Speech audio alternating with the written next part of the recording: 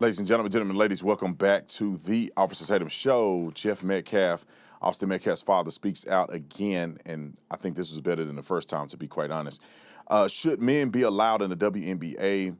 My boy Chuck is going to speak out on that as well. I cannot wait to hear what he has to say, and they still throwing them things on the court, which is insane. Baltimore back to school chaos. Instead of y'all worrying about what my wife looked like, some of y'all need to be worried about what your community look like. Jelly Roll takes a cheap shot at President Donald Trump on Jimmy Kimmel's show, which was the most outlandish, embarrassing thing I've ever seen in my life. And if I'm following Jelly Roll, I'm unfollowing him today. Before we get to any of that, we have to talk about D.L. Hughley's racist list because he's a flaming idiot. And you should hear some of the stuff people have been telling me about D.L. And I think his name is D.L. for a reason, if you know what I'm saying. Welcome to the Officer Tatum Show. I want everybody in this room to have that same spirit, that same identity carried in your life. Make sure that you go through life and find your purpose. And we don't do this just to get a pat on the back. We do it because we came here to win. And it starts with you understanding that God has a purpose for you. This is the time to be more bold than ever before. We're all Americans at the end of the day, and we should love one another. We should be focused on what's right for our country.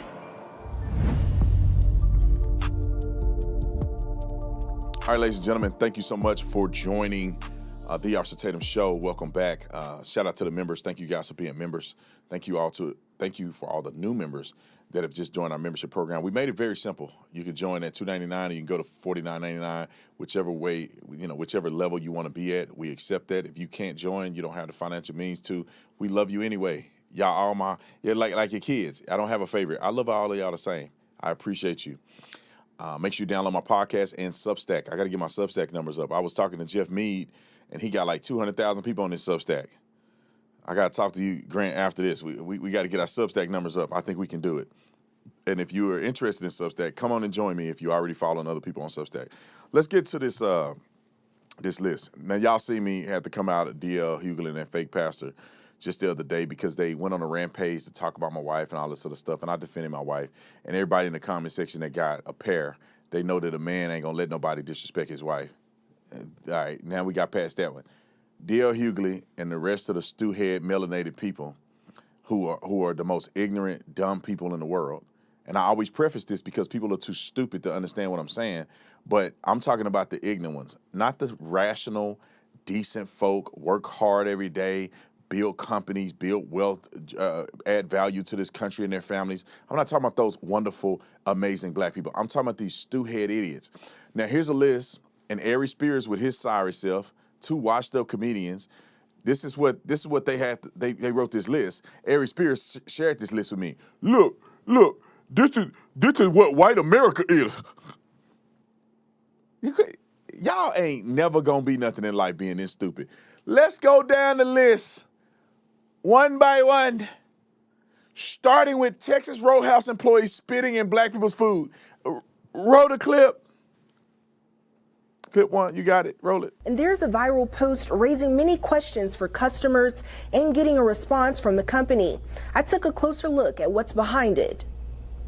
It started with a screenshot, a Facebook post shared across social media, making a serious claim about how some black customers' food was allegedly being treated. The post claimed members of a Facebook group called White and Proud were discussing intentionally tampering with food served to black customers, and the original Facebook post appears to have since been deleted. And so far, no verified evidence connecting the claims to a Texas Roadhouse employee. But screenshots of the post and Time out. Yeah, bought the boy. Let me just explain this. As you can hear, there is no evidence. This is a post alleging that there's some white group talking about what they do in black people's food. There's no evidence of that post, and this is just black people talking about what some post that allegedly exists that there's no evidence of. Since this has come out, DL and these other stew heads will make y'all believe that somehow there's verifiable evidence that this is happening. There is no actual evidence. It's not tied to any one employee. It's not tied to any one Texas Roadhouse. There is no police report and no investigation being had. Just black folks online being victims talking about Texas Roadhouse. Let her finish. And hey, don't get mad at this young lady. She's trying her best. She did say X. She said X. I don't know. It's in our DNA. The smoke alarm and the word X, we can't get it out of our DNA. Roll the clip. And videos talking about it continue to circulate, and customers are weighing in. Some say the allegations have them questioning whether they'll eat at the restaurant again. Others are asking for proof and questioning whether the original post is even legitimate. I took a trip to the local Texas Roadhouse here. People are saying that the allegations are, none of them, not one person in the post said that they went to Texas Roadhouse and somebody did something to their food. Not one person in the post, according to this news outlet. Let her finish. In Abilene, Texas, to see what they have to say about some of the allegations. I waited to speak with the manager and asked about the allegations. The manager declined to speak on camera, instead referring me to the corporate's company office for a response. I also asked the restaurant's host what business had been like today. He told me it wasn't very busy, describing it as, quote, pretty slow. But whether that's out of the ordinary for a Monday is unclear. And while the allegations are getting plenty of attention online, nothing in the viral post identifies the Abilene location or any specific Texas Roadhouse location. As the conversation grew online, Texas Roadhouse responded. On Sunday, August 23rd, the company posted an official statement saying, "We are aware of the video that is being shared with an accusation that has been made toward our restaurants. We believe it to be completely unfounded, and we take every accusation towards our brand seriously." They said, "We are investigating this alleged behavior and remain committed to treating every guest with respect, dignity, and the legendary service they deserve." So on D.L. Hughley's number one on his list is this Texas Roadhouse incident that don't exist. It does not exist. Now, here are other people who I think fall victim to the plantation mindset that somehow accusing Texas Roadhouse with no evidence. Here is one, and we're going to play two clips of this, and it's going to blow your socks off. Listen to what this woman say, and I want you to pay attention as they pan the table. Look at who's sitting at the table with them. Roll the clip. When they tell you that they're putting something in the food at Texas Roadhouse, believe them. This is me and my daughters and her boyfriend eating there, having a good time. And as soon as I finished eating, I went to the car, my eyes started to swell up, and I had to be rushed to the hospital. They said it was some type of allergic reaction. Now I know what it was. Hey, man, did slavery mess us up? Did it? I don't believe that it did, because we had a lot of great, successful black people that have come from slavery. But I wonder what's happening to black people in their mind. Why is this woman and her daughter is dating a white man? They all went to Texas Roadhouse together. This woman can't just say something, I got an allergic reaction to something there. Why is it got to be pertaining to something involving race when you have no evidence that it's race-related? You didn't show the manager. You didn't show the person that was serving you, so we don't even know if that person is black. And why can't you just be normal? Why? Your daughter dating a white boy, and you want to make it a big stuff about race. Why can't y'all just be normal? All right, here go another. I want to say something about it, but I ain't going to do it. And I ain't never eating at Texas Roadhouse again or Logan's Roadhouse. Y'all got me up. Y'all got me up. That was all I needed to hear. Didn't I just make a video saying how they didn't want us in their establishments? They don't want us in their establishments. We need to be only supporting black-owned restaurants, period. I'm not even eating nowhere. All right, if the food ain't... Just know, you can tell by the energy. She's finna continue to say something stupid for 1 minute and 22 more seconds. But let me just stop her in her tracks. No pun intended. I want to stop her in her tracks. I'm joking. Y'all get, I can't tell jokes and y'all get mad at me. You do the black women. I'm telling the joke, okay? All right, so I'm gonna stop her in her tracks. I agree with her on two things she said. The 2 points she made, I agree 100%. Y'all need to stop complaining about these establishments and go shop at black-owned businesses and go support black-owned businesses. Why y'all even going to Texas Roadhouse or any of these other places so you can complain? I know why. Y'all know why, but y'all don't want to be honest. you don't want to go to these black establishments because many of them don't do good service and they're not cooking the food and they're not consistent. That's why you go into Texas Roadhouse. That's probably one of the most consistent, what you call it a steakhouse, in the entire country in history. Okay, and the second thing she said is that they don't want us there. I can't verify that they don't want you there, but I do have items of evidence that may suggest why they might not want you there. Roll the clip.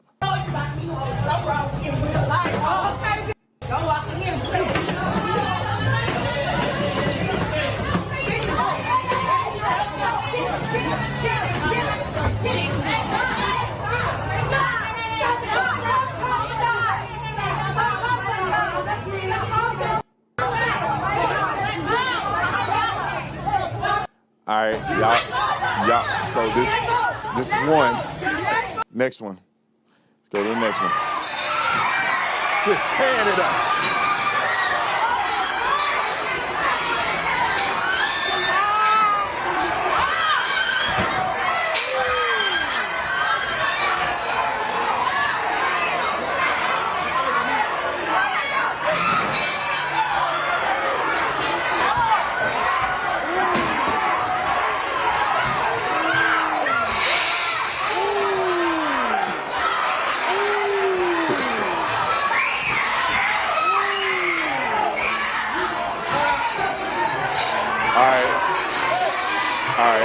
All right. All I hear that dude in the background, ooh, this is crashing everywhere. And I swear, I can go and find 15 other videos like this. So maybe that's maybe not. Why don't y'all take responsibility at some point? If you want to attach yourself to every black person, then you need to take responsibility for this crazy stuff they be doing. If you want to be an individual, be an individual. But y'all don't want to be individuals. You want to attach yourself to the lowest common denominator of the black community and then get mad at people if they don't like that. All right, let's get to the next one. Here we go. What's on the list? 600,000 black women pushed out of the workforce since 2025. Explain that. He can't explain it. Last time I did a debate, one of these knuckle draggers was in there talking about Doge. Well, if they get rid of government jobs, this is why y'all stupid and you need to read Thomas Sowell book. If they get rid of government jobs because of Doge, and it just so happened to be a lot of black women working in those jobs, and they lose those jobs, hey, dummy, disparities don't mean discrimination. Just because you're disproportionately affected don't mean it's race-related. And it's probably about, I don't know if you do the math, it's about 20 million black women in America. And you're talking about 600,000 pushed out of work. What are the other, 10 million that's working? Oh, but you don't want to talk about that. Last time I checked, allegedly, the black women are the most educated women in the country as far as getting degrees. Now, I know a lot of times they ain't acting like it, but according to stuff that I've read, and I heard the person say that was a lie, but y'all push the narrative that they outworking black men, they got more degrees than black men, they doing all this stuff, but they having kids out of wedlock more than anybody else, but are outside of that. But you're crying about 600,000 jobs you claim they were forced out in 2025. Shut the front door and the back door. Next one is Nolan Wells. We all know how that's going. Mom and them still ain't gave their phone over. They have nothing to investigate at this point, as far as I know. And some of the little birdies that's flying through the air is dropping little leaflets, and it looked like this is probably going to be a drowning, and nobody's going to be arrested. Now, I don't know that for a fact. Let me not jump to conclusions, but what I can say is that Warren, Jax, and Morgan had nothing to do with Nolan's death, and the people that I've interviewed have been exonerated. As far as I know, and as far as they've been communicating with law enforcement, because they've not been indicted, they don't even have a search warrant to get their cell phones. They turned their cell phones over to the FBI voluntarily. Carmelo Anthony stabbed that boy in his heart, got convicted in the court of law. And then they tried to get even the judge recused himself. The new judge came in record time and decided there ain't no grounds for a new trial. And I'm telling you this, as sure as I'm sitting here today, they should be glad that Carmelo Anthony didn't get another trial. Because if his previous behavior was entered into evidence, the jury would be tainted as to who he really is as a person. And this is why they didn't put him on the stand, because he would have got grilled. then the jury would have saw all that violent stuff he said, and they would have been more punitive towards him during sentencing. Okay, we got another one. Black lynching across the South. Tell me you stupid without telling me you stupid. Let's bring up a couple of the lynchings that they've been talking about. And shout out to my brother here, Gotham City. Appreciate you, brother. Thank you for standing up for me. But also thank you for keeping it real and telling the truth.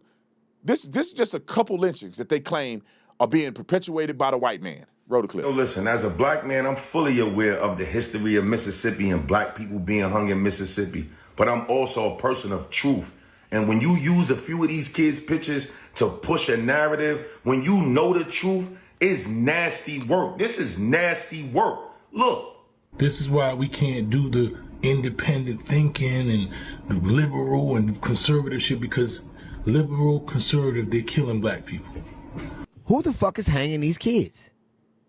Who's hanging these kids? And one thing's for sure, black people are damn sure not hanging themselves. Time out. Black people aren't hanging themselves. Sorry for the curse words. We will fix it. But just so you know, we got so many clips doing. My team is running like chickens their head cut off. So just forgive us for that. But they say black people sure ain't hanging themselves. Are you sure, bro? When I was a cop, that's a way people decide to take their own lives, is through hanging themselves. Black people don't traditionally do that, but to act like black people never do that is a lie. And it's only a lie, or only you're perpetuating a lie because you want white people to be bad. Come on, put the clip on there. This is one of the young boys that got lynched.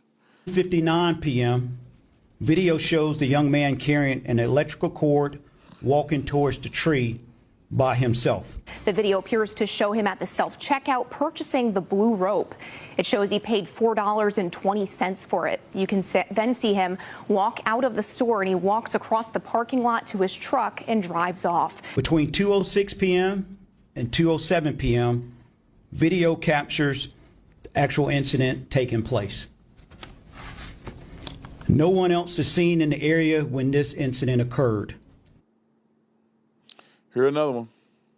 The family stated that Trey's girlfriend at the time of his death provided investigators with suicidal text messages from him the evening before his body was found. So that's some information that we did not know about, you guys. We didn't know that he, was suffering from any kind of mental health or anything like that. We didn't know. This information wasn't out there. The message read that he was going to hang himself. Sophia Reed told the Mississippi Free Press on April 23rd. Sharon Candy Tillman confirmed that she had also seen the messages that her grandson had sent to his girlfriend threatening suicide, in addition to messages stating that he had made a previous attempt but failed. Candy added that in the messages, Trey's girlfriend had told him that she would call his grandmother. She said he normally would send those kinds of messages to her, and she would say, "Just go to bed and we'll talk about it tomorrow." Just go to bed. Wow. Like, still in the black community, there's a stigma with mental health, and we don't ever talk about, like, hey, go see a professional, go see someone who can actually help you. We'll just go to bed, is what she told him, actually. Go to bed. His family says that the attorney who vowed a full investigation in early days has not spoken to them in 7 months. He also never gave them the final results of the independent autopsy he promised. Autopsy with funding from former NFL athlete Colin Kaepernick, Know Your Rights Camp Autopsy Initiative. More than 10 months later, Reed's family members say they feel that they've been abandoned by the advocates who pledged to stand at their side. Okay, I'll explain that. I'll interpret it for the family if they're watching me. They never really cared about your kid. They just can grift and make money off of what they thought was a lynching from a white person. They had every reason to believe and know that it wasn't a lynching from a white person, but they pushed it to raise the GoFundMe so you can give them 40% or whatever y'all giving them, that GoFundMe money, so they can get rich off the death of these black boys. But instead of people like Hughley standing up like real men and saying, how about we address the mental health issue in the black community? How about we come out and find out why these young men are killing themselves instead of trying to blame the white man? How about we figure out why are we beating up each other in Texas Roadhouse instead of a fake blog of white people spitting in their food or whatever they claim that has no substance or evidence? Why don't we talk about Nolan Wells and how great of a young man he was instead of trying to blame white boys for killing him, instead of trying to get to the bottom of what happened to him, like I did? They didn't. And Carmelo Anthony, how about we talk about conflict resolution and trying to get young men to lower the temperature, man? You don't always got to be putting yourself in a situation where you get violent because you feel disrespected. That's why a lot of our brothers are in prison. This is why my cousin is in prison right now. He let his attitude or his anger get the best of him, ended up shooting people, and he shouldn't have been there, and he got sentenced to his daughter's whole life in prison. Hopefully he's going to get out soon, but he's done 15 years already because of anger management. How about we address that in our own community? How about we stop talking about white people when we're talking about black issues and just focus on what can black people do to better the community? All right, last one, which is the craziest one. Gary, Indiana, and he puts, which is 76% black, has been without power for 12 days, as if it's white people's fault. Let's look at the news report, and you will be amazed at who's running the power company and who's the city council and mayor of this mother freaking city.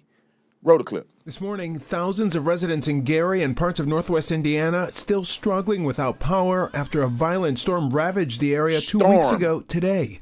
Now, the governor calling for a state investigation. It just is not conceivable in any way what is going on. Mary Cinco now forced to stay at a city shelter, her home damaged by the storm, and with no electricity, caring for her health is impossible. Without power, I can't take my breathing treatments. Thousands left in the dark, including Regina Gary, still without power. She spent the past 2 weeks hunting for food and ice to keep her diabetic mother's medication cold. That's scary for me because I don't want to make her sick. So it weighed on me pretty heavy. Some fuming at utility company NIPSCO for not being able to restore power quickly enough and have filed a class action lawsuit. NIPSCO said the storm caused extensive damage, but that they remain committed to restoring power safely and as quickly as possible and will fully cooperate if an investigation is launched. It's been extremely difficult, very frustrating. Gary Mayor Eddie Melton has been pressuring NIPSCO to bring in more help to restore power at a faster pace. I'm going to fight every single day to make sure that we rebound and we bring the needed resources to every single neighborhood. Funny thing is, why they don't tell them in the news report that the lineman got shot at? The reason that the time has been extended for them not getting the power like other places near Gary or in Gary is because of the lineman getting shot at, which delayed the power return. Now, let's look at the people who run in this city, because I would think, if I wasn't a smart man like I am, if God didn't bless me with common sense and me not being a race baiter, they call me a race baiter. These fools race baiting. You say a city is being treated poorly by the white man. Look at the city council. Black, mixed. I don't know if she a Mexican or she black. Black. Everybody on the city council, 6 people or 9 people on the city council are all black. Those are the people that make decisions for the city. You just saw the mayor of the city on that press conference, and he's going to do an interview here in a second. He's black. Now let's look at the leadership at the power company that owns NIPSCO. The power company that owns NIPSCO, the executive vice president, group partner of utilities and this new company, NiSource or NiSource or whatever. Is that what it says? NiSource? The president and chief executive officer, that's the CEO, black. Executive vice president and chief operating and safety officer, he's black. Mayor black, city council black. The leadership that owns and oversees, that has vicarious responsibility for NIPSCO, which is the power company they're talking about, they're all black. All these people are black. Now, here's the mayor on Don Lemon Juice's show, wrote a clip. This is, to me, it feels like neglect. Do you think that some of that neglect comes from or is happening, if you feel that way? It may be in part because Gary is a black working class city? 100%. I believe that a couple things are at play here. Hold on. During the Can we roll that back real quick? I want to roll this back. I want this to sink in your head. This Neanderthal is a black man who runs the city. This is the mayor of the city. He knows who the city council is. He knows who's the leadership in the power company. Knowing this, he's on Don Lemon's show and says this, roll it. Do you think that some of that neglect comes from, or is happening, if you feel that way? It may be in part because Gary is a black working class city? 100%. I believe that a couple things are at play here. During the middle of the restoration process, the utility company, and full transparency, 15 years, I worked for that company, so I know about the process. They were releasing the updates of restoration, and Gary was not listed on that restoration list. Gary is the largest geographic footprint of a city that we have, not population-wise, but geographic footprint. And that was the moment that the extreme frustration came out from the public, because it would appear that we're being forgotten when you don't list out the actual restoration time frame. So that's where all of the mayhem really started to get triggered on the ground level.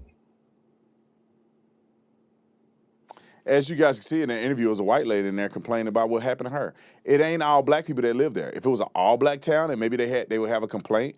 But I don't know, 20+% of people that live in Gary, Indiana are white. Do they not count? Does the white man say, I'm willing to sacrifice white people to make sure them Negroes can't get no power?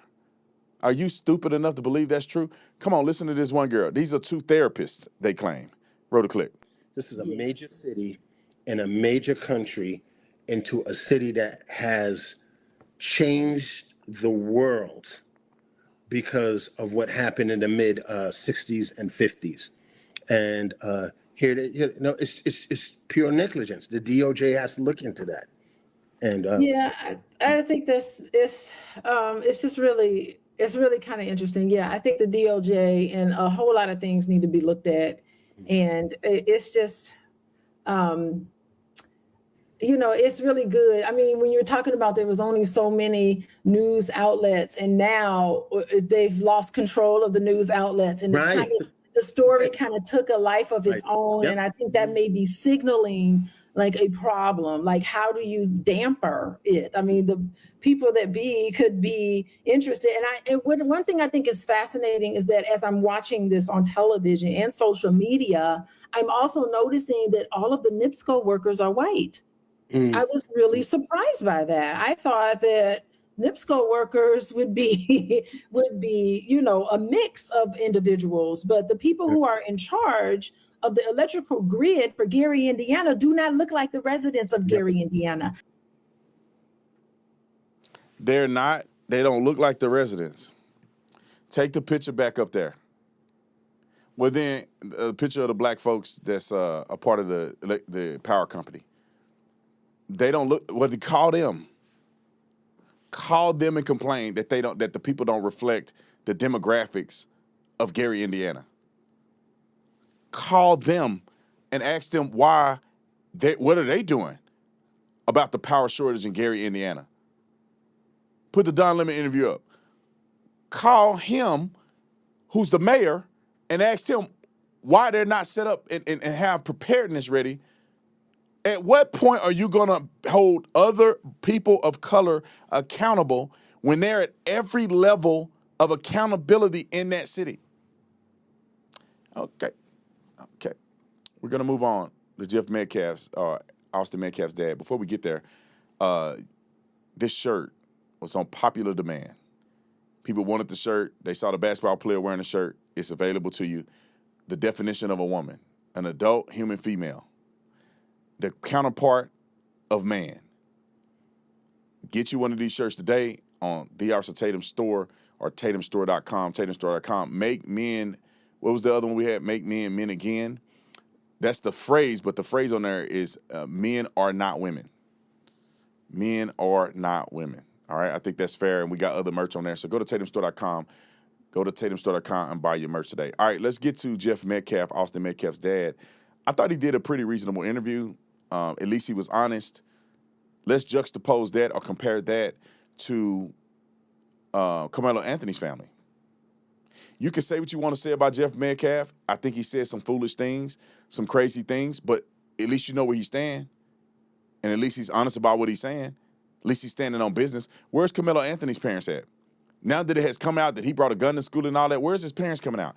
Listen to Jeff Metcalf take accountability for his son's behavior and actions. Roll the clip. For the first time since a judge denied the appeal of Carmelo Anthony, we're hearing from the father of Austin Metcalf about new details released in court. Gut-wrenching.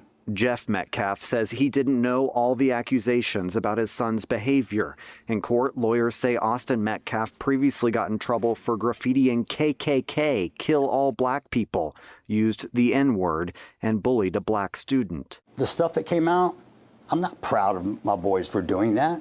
They got punished at home for that behavior. I don't condone it. It's not what I believe. Jeff Metcalf, who has faced criticism.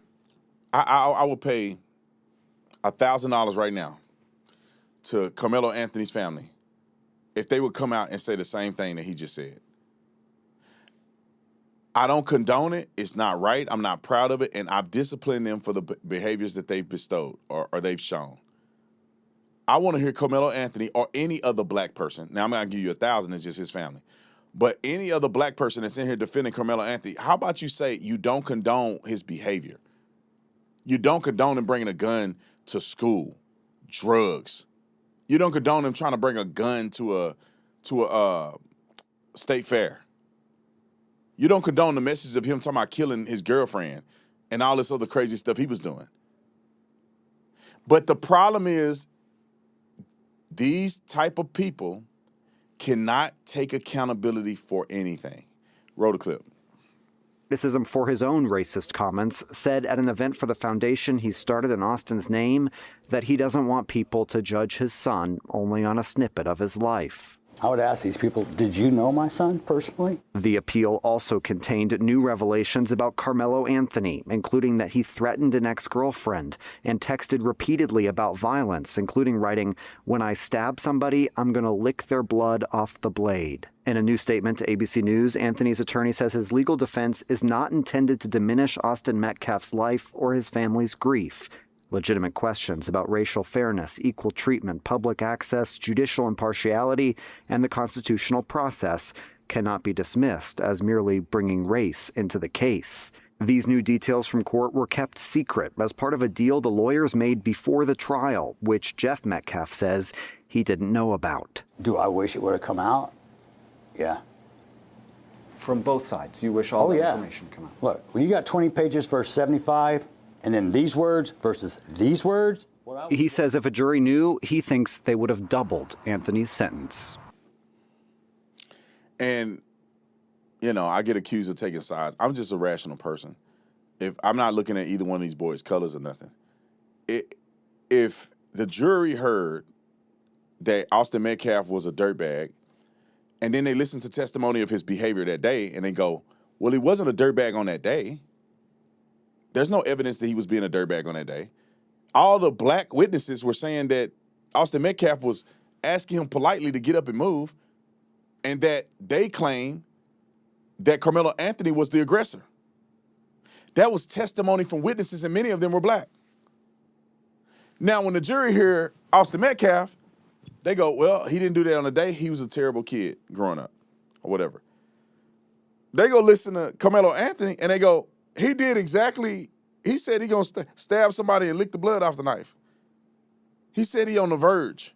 He brought a gun to school. He talked about killing his girlfriend, threatening her, stalking her.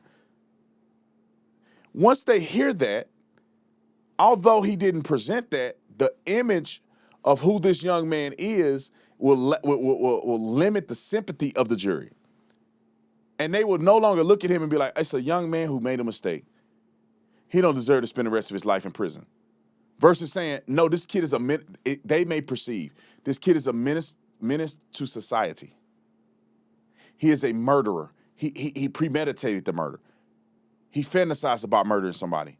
And he took that murderous theology, that murderous thought process, and he executed it on that day when he killed Austin Metcalf with no remorse. And then if he don't take the stand, they don't have nothing to work off of but his words and his actions, which would have probably got him 60, 70 years in prison. All right, here's the rest of the interview. Roll it. This case was really never about guilt or innocence. It was about how long you're going to do. Did you get justice? No. There's no such thing. I got handed a life sentence. You got handed a life sentence.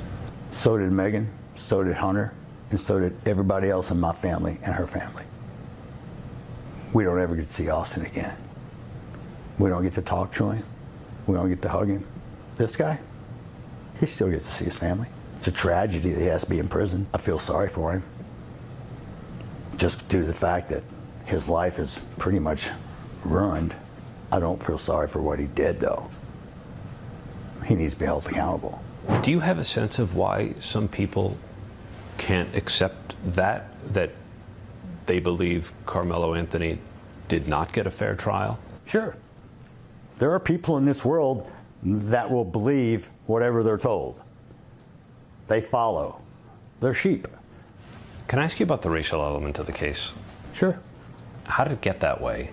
It's real simple. The other side decided to bring it up. He said it started when he was asked to leave a press conference by Anthony's parents shortly after his son's murder. He was not invited. He knows that it's inappropriate to be near this family. I think that day is when race was really entered into it. Because till that point, I never looked at it as a black and white thing. It was a right and wrong thing. That's all. Whoever did it, my first question was, one, where's his parents? How was he raised? Why did this happen? Not, oh, he's black, he must be guilty. It never even crossed my mind. It doesn't matter. I don't see color. Next. At trial, prosecutors and defense attorneys made a secret deal to focus on what happened under that tent and exclude evidence about Anthony and Metcalf's character or past behavior. We're not going to drag stuff from what they did in fourth grade. We're not going to drag stuff from this guy's character, because at the end of the day, it's real simple. They had 20 pages on my boys. I read it. They had 75 pages on Carmelo. I read that. If it would have came out in court, I think he would have got more. After the verdict, Jeff Metcalf appeared on a podcast where he used racially charged language and disparaged Anthony's family. What was that about? One, yes, I said it. Two, I own it. I'm not backing away from it. If you listen to the 10 seconds before the clip and you get the context, because I'll repeat it for everybody right now. I'm not racist. Let me make something up that is racist, and I bet you it will go viral on the internet. So it's a social media experiment. I'm not going to apologize for anything, but was it my finest moment? No. 16 months after Austin was killed, his father said... It's called white man math. No, just... You know how you say girl math, white man math right there. I'm going to do a social experiment and say watermelon felon. Now, he did, in all truth, he did say that I'm not racist. I'm going to say something to make it viral, and he did. Now, is he racist? I don't think the man is racist, but he could be. I don't know. I don't know that man personally. I don't know what he's scribbling on pieces of paper when we ain't watching. So I don't know. But he came out at least and said, I want to make amends with the family. He showed up at their press conference. That, to me, don't seem like a racist man. When it first happened, he came out and said, leave the race alone. Don't make this political. This is one boy making a bad decision. This is what Austin Metcalf's dad said when he first came out. He didn't come out hating them. He didn't come out saying nothing about black people. And then he showed up at the press conference trying to make amends with two families coming together. But they got ignorant activists up there leading their family off a cliff. I'm telling y'all right now, if they would have partnered with Austin Metcalf's dad and they would have came together as a community, I think that they would have been able to have Carmelo testify some people saw this stuff in the news. They probably had a little more sympathy for Carmelo and probably gave him 25 years, 20 years. But they had nothing to go off of. And I think people saw it for what it was.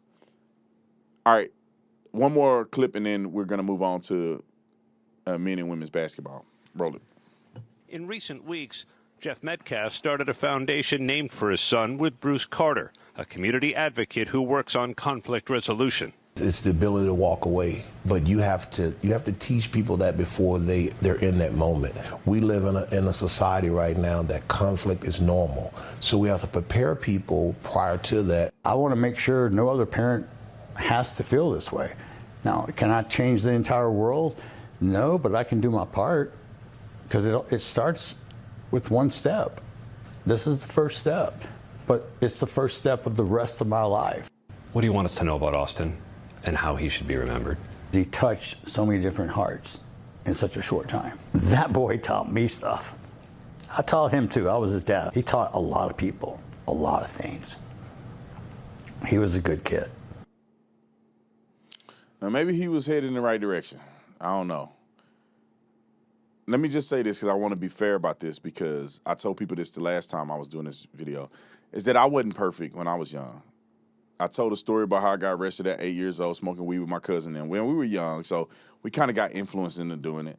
But I stole from people. I stole from grocery stores or the little corner store right down the street from my cousin's house. We used to go in there and steal chips out of there and put it in our hoodies. I did stuff on the stupid when I was young. I stole rollerblades out of somebody's garage one time. My daddy don't know this. We put it back, but we stole a garage. We were riding by, we took the rollerblades out, and we felt bad about it. We went back and put the rollerblades back in the garage.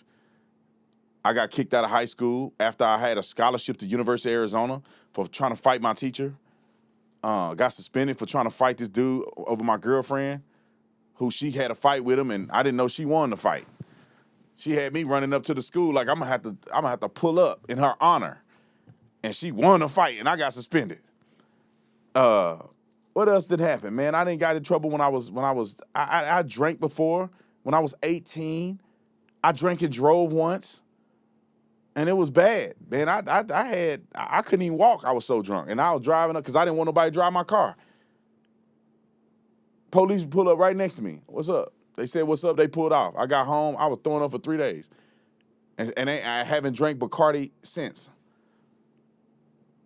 I remember I was having a good time. My first summer at the University of Arizona, I got drunk at the weekend with my football team, and I hate going out, so I rarely went out. But this night I went out. We went to Phoenix.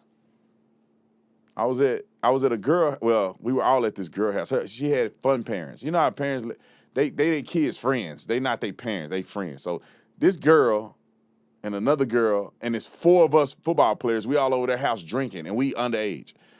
And she said I look like a basketball. She asked me did I play basketball. And as a football player myself, after hitting them weights like I was doing, I got offended. And I took my shirt off and flexed on her mama like this. I said, this look like a basketball player to you? I took my shirt off at this woman's house and flexed on her. That Bacardi was hitting, boy. I don't know what I was thinking. But anyway, I didn't make my own bad decisions. I fought teammates. I blew up on coaches. I remember one time I was going to kick the door in on my neighbors because they got my car towed. My homeboy had to stop me. I was really going to kick the door in and beat everybody up in the house. Kids, everything, women, everything. I was crazy. Thank God he stopped me. You know, it's a bunch of people I wanted to put my hands on. I didn't fought a couple people, you know, and so I'm not up here acting like I'm better than these kids. They could have gone on like I did, got saved, and changed their lives. So I just want to throw that out there. Anyway, too bad that they didn't get a chance to do that before they made an ultimate mistake. One dead, one, you know, doing 35 years. He probably only going to do 20 years in prison. All right, let's get to verdict before we get to the next story. If you are a bourbon enthusiast or a person who loves good bourbon, and I love good bourbon. Matter of fact, I want to make sure y'all come to my event in Florida Fish House, September the 16th and 17th. We'll put the link in the description section. But it's associated with Verdict Bourbon because we're going to do a bourbon tasting and a food pairing. And they're going to literally make the food infused with bourbon, and it's going to be absolutely amazing. Make sure you get your tickets because they moving fast. Get you some tickets today on that. And then also, if you like bourbon, go and scan the QR code. The link is in the description section.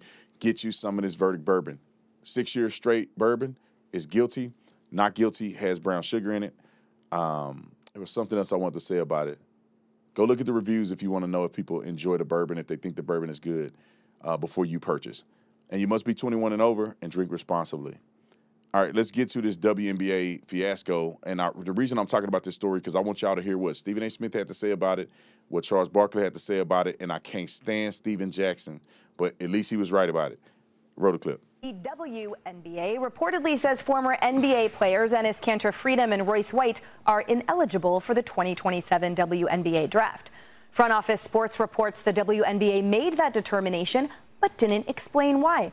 The league's unnamed sources dismissed the duo's draft declarations as, quote, simply publicity stunts, saying they don't want to give oxygen to an effort to mock or demean the league. The WNBA has seen nothing but controversy over the past few months, from protests over male inclusion in the female sport to the league not defining what a woman is. Kanter Freedom says if being female is one of the league's rules, he's ready to play. Are you a trans woman?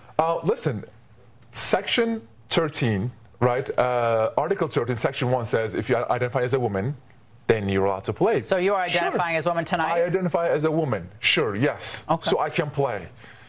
But they're never going to let you play. Why not? I mean, that's the rule. That's the rule that they put, and I'm just following the rules. Jeremy, I love that he's exposing the ruse that is the lack of rules and policies of the WNBA. What makes him a publicity stunt? Because I think it's a publicity stunt for any man dressed up in woman face and a skirt to just claim a title by playing in the sport. And I don't know why all of a sudden the league has the ability to determine credible transitions and credible identification when to most of us it's all nonsense. Isn't that the point? All right, perfect. I like what she had to say, and I like the way that the conversation is going. The point that they're making, and people who are spineless, in my opinion, you're entitled to your opinion. You don't have to agree with me, but I think these men are spineless when they won't stand up for what's right, and they don't at least do their research. What he's pointing out is that they're so vague in their virtue signal that they're not virtuous at all. They want to have the appearance of it. And Elon Musk coined this. He said in an interview, and I'll never forget it. They want the appearance of virtue, but lack virtue in and of itself. Virtue is protecting women and making sure that women's sport is fair and is conducive for the growth and success of women. When you go and implement, if a person identify as a woman with no criteria, then they're just exposing logic. You won't even make them have to be taking hormones. You don't have to make them take a blood test. You don't have to, they're on medication that they've seen a doctor. You guys are not requiring any type of measure. So therefore, it leaves the door open for men to just say, I identify as a woman. Who are you to say, and what criteria is to say if this person is real or not, or genuine or not? That's the point. Charles Barkley, what does he got to say? Roll it. I always support the gay community. I always support the transgender community. I got none but love and respect for gay people and transgender people. But under no circumstances do I think men should play against women. Zero. I'm disappointed in Adam Silver and Kathy, the commissioner. First of all, you can't let stupid stuff go out to the internet, which is one of the worst things that ever happened to the world. They should have come out 2 weeks ago before all this, because people are looking for attention now. Just saying, including this guy. But he has a point, though, because Kathy and Adam haven't said, hey, it's in the title, WNBA. We're not going to have transgender people in the WNBA, and we're not going to discuss it again. That's what Adam and Kathy should have done 2 or 3 weeks ago before they turn it over to the internet and every fool, idiot, and jack to have an opinion on. Adam should come out, and Kathy. I like both of them a lot. Women can own. There's no transgender people going to play in the WNBA. If you don't like it, kick rocks. We're not going to discuss it anymore.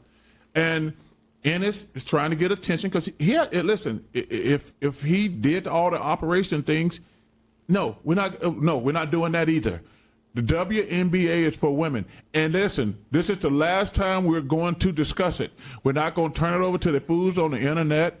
We're not going to turn it over to Congress and things like that. The WNBA is for women only, period. We're not going to discuss it again. I would love to hear more of that, but y'all can go watch it on their channel. But I think Chuck had a point. Like, I support people living who they want to be. I don't agree with it, but I support you doing your thing, man. If you happy, I'd rather for you, because that's between you and God. I'm not your God. So I'm just having an opinion. I'd rather you be happy and you deal with that with God than for you to be living miserable and go jump off a building or something, or you hate your life and are you destructive to other people. Go live your life. You have free will. As long as you're not hurting children, two consenting adults can go and marry each other or claim they married or whatever you want to do. I don't care. That's not my battle. And I support, I got people that I know that I love that are gay. That's between them and God. As long as you ain't trying to touch my booty, then I don't care. You be nice to me, I'm nice to you. Trans people, I don't got no problem with you being trans. I think some trans people are genuine. They genuinely feel that way, and they genuinely are happy when they look like a girl or look like a boy. And then, why do I give that has nothing to do with my life. If somebody at Walgreens want to be trans, what is that doing to me? I don't even know you trans. You ain't in my life, I ain't in your life. You be happy. Now, God gonna judge you. If you want to have a conversation with me about that, we can talk later. I can show you some Bible verses. You feel me? So I don't hate gay people or trans.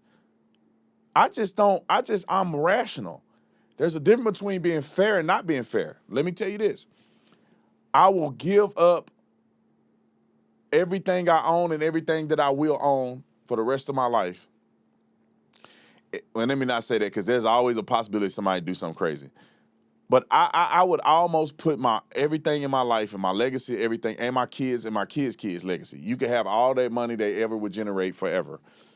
If you find a trans man that make it to the NBA, it's never going to happen. There will never in the history of the world as it exists today that a woman will transition to be a man, meaning they take hormones, they grow a mustache and they hairy legs, that will ever somehow have a competitive chance to play in the NBA. There is 45 opportunities right now for men to transition to women and play in the WNBA. And they will be the stars of the WNBA. The disproportionality in that alone tells you that this is not fair.